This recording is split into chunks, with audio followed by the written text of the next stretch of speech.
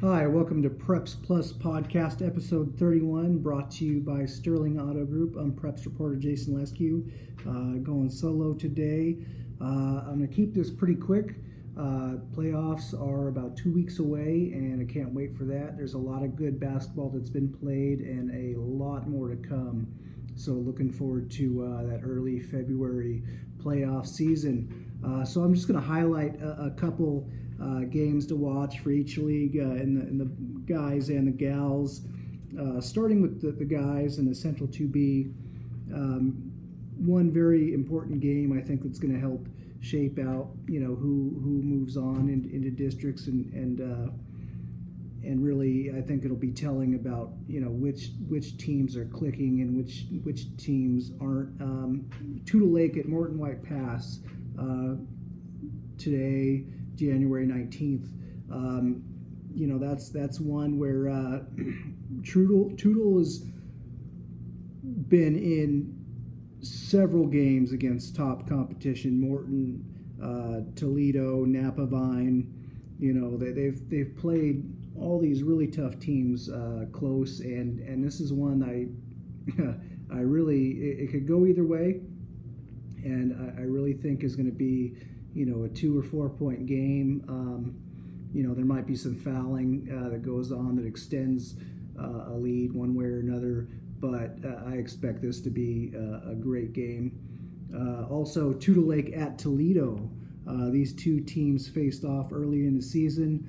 It was a good close game. This was a game that Toodle realistically lost by about 4 points. They fouled a bit, and they were forced to foul to stop the clock, and the lead was extended. But realistically, it was a 4 or 5 point game, and again, that's coming Wednesday, January 31st. A game that's not in our direct coverage area, but is important. Adna at Napa Vine, Wednesday, January 24th. Adna's got the top spot in the Central 2B right now. Napa Vine's right there with them. And that game has pretty significant ramifications. If Toodle this Friday here knocks off Morton White Pass and Napa Vine drops to Adna, which is what I expect will happen, though again, these are two very good teams. The division is crazy difficult, and really I think they're pretty evenly matched. I still think Adna wins, and in that case, if Toodle can knock off Morton White Pass, Toodle moves up in the standings a bit there, and should leapfrog Napa Vine. Then Morton White Pass travels to Napa Vine that following Saturday, and boy, does Morton have a tough schedule ahead of them. So they play Napa Vine. Obviously, Matt Poquette, Morton's, their fire starter. He's big. He can score in the paint. He can block shots. He can rebound. He can also shoot really well. I just saw him against Toledo drop a couple 3-pointers, something I talk about with my guest, Toledo forward Junior Arroyo, in just a moment.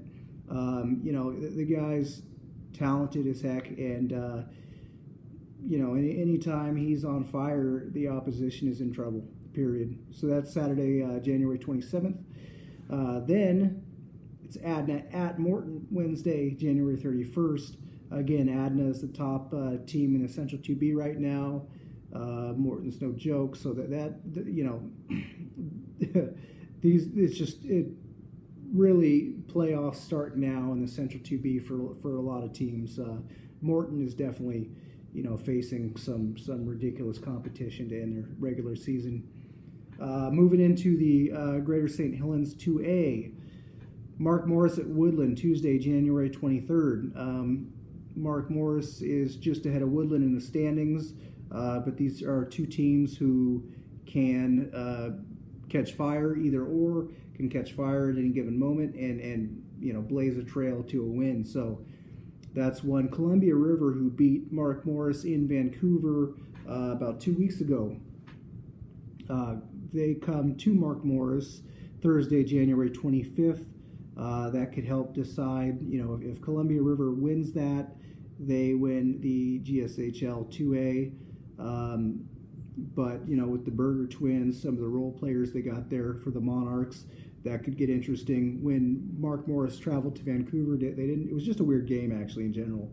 There was hardly any scoring in the first half. Both teams looked awkward, I guess maybe a way to put it, to be gentle. Neither team was able to get into a flow, and Columbia River eventually pulled away in the second half and made their mark. Civil War basketball,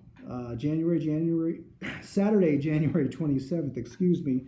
That'll be at Mark Morris this time, and that's always a good game. That will be Raleigh Wallace, Arroyo coach Raleigh Wallace's final Civil War basketball game after several years.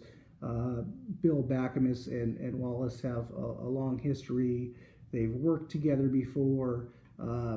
They've coached against each other plenty, and as always, that's entertainment for the ages. So that's Saturday, January 27th. In the 3A for the GSHL, Kelso at Prairie, February 2nd. That's a Friday night, and that's going to be a good game. Kelso just behind Prairie in the standings, but Shaw Anderson he's just. The guy started the season as a potential MVP, and he's just gotten better as the season goes on. His scoring totals seem to always be 20 plus. His rebounding totals are always about 8 plus, usually in the double digits there. So that's a game. We're also, the Highlanders have Riley Noah, who's also been scoring like crazy. So those two, they can tag team and put a hurt on Prairie, and I'm looking forward to that also. Moving to the girls, the Pacific 2B. Ilwaco hosts Life Christian. Ilwaco is 12-0 in league right now. Life Christian is 9-1. They're in second place. So, they've got a few more games to play that Ilwaco doesn't. But that'll be a good game. We call them the, or some coaches in the area might call them the University of Life Christian. They're private. They recruit. You guys know all this. So that'll be Saturday, February 3rd. Central 2B girls. Mossy Rock travels to Wahkiakum. Mossy Rock is 8-2 currently. Wahkiakum 9-1. Thursday, February 1st. Wahkiakum graduated Peyton Souvenir last year. For those that haven't been following closely, and they've seemed to improve almost. There was a lot of the offense went through Souvenir, and rightfully so. Now that the other girls on the team have really gotten a chance to step up, they've managed to, everybody's scoring. And so that allows them to share the ball. There's no double teams coming. If one player is double teamed, they got 4 others, and then 1 or 2 on the bench that can come in and score at any given time. So that should be good. Toledo at Mossy Rock. Both teams are 8-2. That's Tuesday, January 23rd. That can help decide the league. So, that's one that it'll be a good game. That'll definitely be a good game, and looking forward to that as well. Greater St. Helens 2A, Mark Morris at Woodland, Monday, January 22nd. Both teams are 4-2. Winner of that game obviously gets a nice bump in the standings. But then Mark Morris hosts Washougal at 7-0. They're the almost certain league champions at this point. But if Mark Morris gets a win there, hey, there's something going, and they certainly have the talent. Washougal, led by Beyonce B. I grew up in the 90s and 2000s mostly, so Beyonce is just hammered into my mind. It's Beyonce B, spelled like Beyonce Bay. And, she's, oh, goodness. She is good. She is very good. She's got the moves like a guard, size like, an elite post, so she can do it all there. Mark Morris then travels to Hawkinson, who is also 4-2. That's Thursday, February 2nd. There are 4 teams that are 4-2. Morris, Woodland, Hawkinson, and 3 teams in the top 4. it was 3 or 4-2.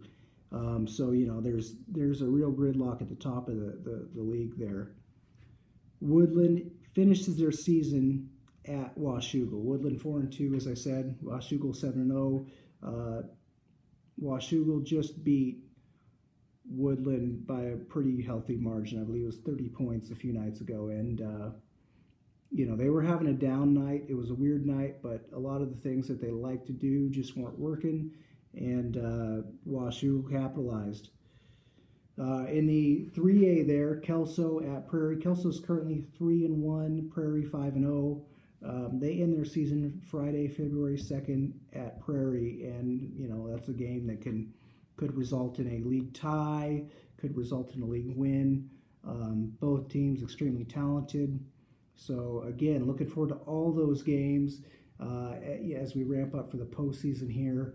And kind of as I mentioned, a lot of these games have that postseason feel already. Obviously, Kelso and Prairie for both the guys and the girls. That's a rivalry that has been long-standing, and I'm sure for the coaches and the players involved, probably never really gets old. So we'll jump right into my interview here with Junior Arroyo in Toledo. Thanks for listening, guys. All right, so I'm here with Junior Arroyo, Toledo basketball, obviously Toledo football too. Was a first teamer at DN.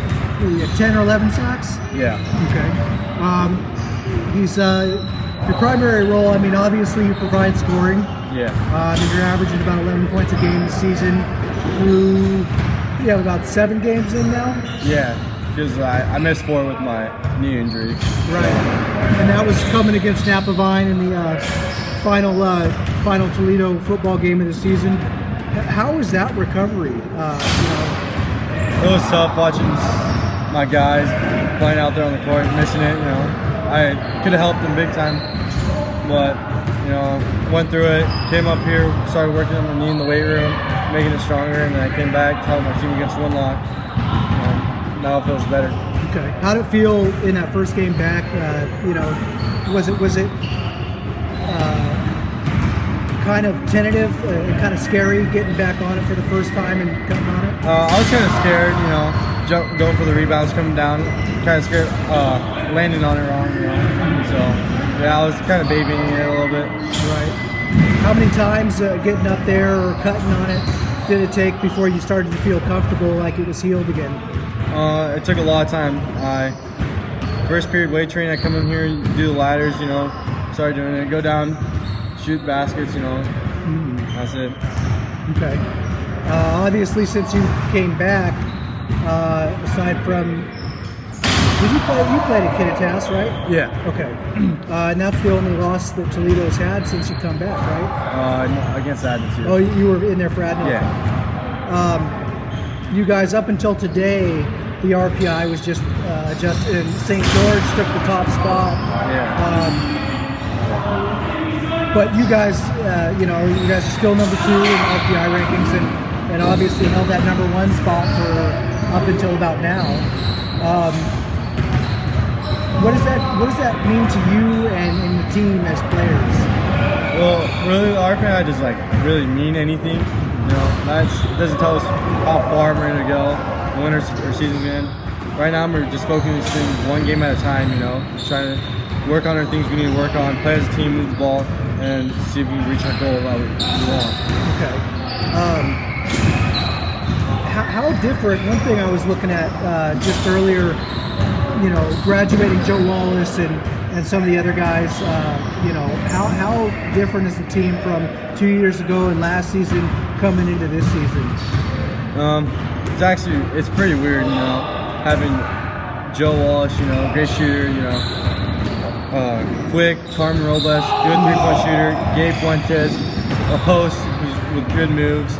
It's weird not having those guys out there with us, but we're making it work. Our younger guys are stepping up, working hard as they can every time they get in the game, so it's going good. Obviously, you and Fano provide a really good combination in the post. Yeah. And I think you guys combine on average for something close to 20 rebounds a game. You're, I think, sitting at about 11 games since you came back. how much of that do you think was just growth as a player, as a basketball player, and how much of that do you think was you guys stepping into these newer roles?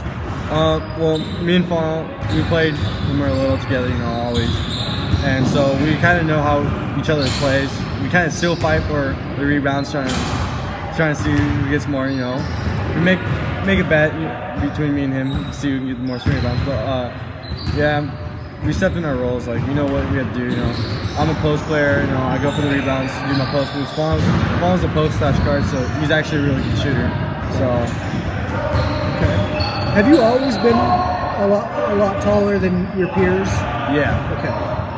So you probably, I'm guessing, practice post moves when you were 10 or so. Yeah, I started practicing when I was 10. Yeah. Okay. I got my brother pushed me a lot to be the guy I am today. So. Okay. And same with my family, and I'm grateful for them. So. Okay. And what's your brother's name? Tony, JV coach. Okay, that's your brother. Yeah. Oh, okay. I see. Now that you mentioned, I can kind of see the resemblance. Okay. Yeah. How much older is he than you? He's 26. Okay. All right. So you guys, I'm guessing, after you got to about 10 or 12, and he would have been a senior or so. Yeah, we would always go out and play basketball. He'd always beat up on me. I'll tell him, "Well, let's go again." Thinking I would win. Well, there's sometimes where I'd beat him. But yeah. Is that right? Yeah. Okay. How old were you when you first beat him? I would say around 11, almost 12. Okay. He was I think a senior. He was kind of stocky. So he would push me around. Okay. How did he take it? Was he surprised or? Yeah, he was real surprised. Okay. He didn't know I'd beat him. Okay. Was this a game of like 21 or? Yeah, 21. Okay. Yeah. How'd you win? Was it just rebounding? Was it you were just shooting well that day? I was just shooting real good. I was catching fire. Okay. All right. How many games in the next couple of years did you win against him from there? Since then, I think probably around 5, but we barely play because he doesn't live around here anymore. He lives in Australia, so I barely see him. The only time I see him is here. Okay. So you spent the summer at Roots. Yeah. How much did you grow over this past summer? My first year was last 2 summers ago. Okay. With Solly Carter, the Castle Rock coach, and Kyle Randall. They helped me a lot. They told me what I need to work on, my footwork, my post moves, my shooting, my free throws, and I'm happy with what I joined Roots. Made me the player I am today on the court. And I'm thankful for them, and I'm happy. Reese obviously went there. You guys, did you guys tend to go at the same times? Yeah. He asked me if I wanted to play, and I was like, yeah, because we want to play more together. So. Okay. How do you feel like that helped you guys also build some more chemistry? Yeah, it built like a greater bond. We played with locals, Jordan Purvis, Isaac Supich, and all that. They played on our team too. Okay. So we kind of know how each other plays, Okay. Do you guys build a friendship from that? Okay. A good friendship. Okay, right on. So it was fun playing that final here. I bet. And you guys obviously got the win there. Yeah. Was it a 2-point win, right? Was it 65-63? No. It was like 10, 15 win. Okay. It wasn't close. Okay. All right. You guys have some banter pregame and postgame then with those guys? Yeah, we would mess around with them. Okay. Going back to about a week ago against Morton White Pass. Yeah. Obviously, Poquette's a well-known player. Yeah. Got some size. He had an okay game, but the first half in particular, I think he scored like 5 points or something like that. Yeah. What went into that for you and Fano on defense? Especially right before the game, when we huddle up, I pulled him aside and me and him had a little talk about trying to get us amped up for the game, telling us what our responsibilities, what we need to do and what we need not to do. And we did that. We executed everything that we talked about. And, it was a good defensive win that game. Defense won that game. Right. And obviously early on in the second half, he wasn't even trying to drive. I don't know if he was trying to bait some guys, but he made the 2 threes back to back, which was pretty impressive. Usually guys at that size, they're not used to shooting. How much did that feel like there was more pressure in the second half? It kind of did. Like right when he hit those 2 threes back to back, in my mind I thought, he's gonna go off now. Yeah. But he didn't, so that was good. Okay. Grady was just saying he called you a garbage man. You just clean up all the trash, all the shots that come off the board, off the rim, air balls. Yeah. What technique has helped you? Is it just jumping and boxing out for you? Is there more to it in getting those rebounds? Well, like my size, I hit the weights, make me a little stronger if I don't get pushed around in there. So my role is just rebound my size. I can shoot decent, and I got some pretty good post moves. So all I know is just rebound and putbacks. Okay, all right. I was going over the stats earlier too, and you seem to have your best games against the Morton White Passes, against Napa Vines, and those schools like that. Is there something about a top opponent that brings something different out of you? Going to that next level mentally. Or? With those big games, that for me, I take that personal. So like, I don't want to lose against those big teams. Mm-hmm. So I'm gonna play the best game every game against those big teams. So I'm gonna play the best of my life against them. So I'm gonna do what I need to do to help my team win against them. Okay. And going against Morton, I think you have 14 boards, 12 points. I want to say like 3 or 4 blocks. Yeah. Walk me through the blocks. That's something I know. Like if a smaller guy gives you an opportunity, it's probably like low hanging fruit. Mm-hmm. But those guys are pretty big too. Yeah. What goes into an effective block shot? Well, first, I always don't jump on the first shot because I know they're gonna pump fake. So I wait, and then right when they go for the second one, I just block it. All right. So it's the patience, huh? A little bit. Yeah. All right. And just to wrap things up a little bit, where do you see the team in 2 weeks when playoffs get underway?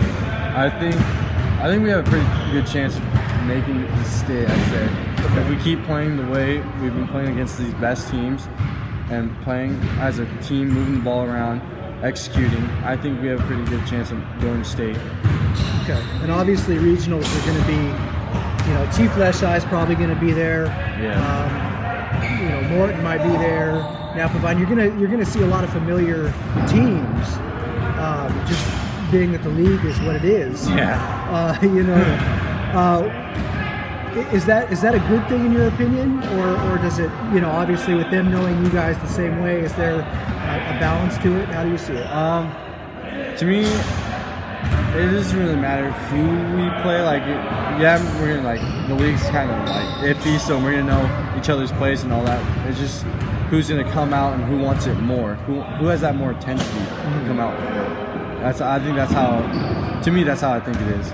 All right. Well, that's all I had for you. Thanks, Junior. You're welcome. Junior Arroyo. Not to. It's funny. Everybody named Junior or Tiny or something like that is always big. Yeah. So thanks to Junior, Toledo Hoops, and thanks also to Sterling Auto Group, and we'll see you next time.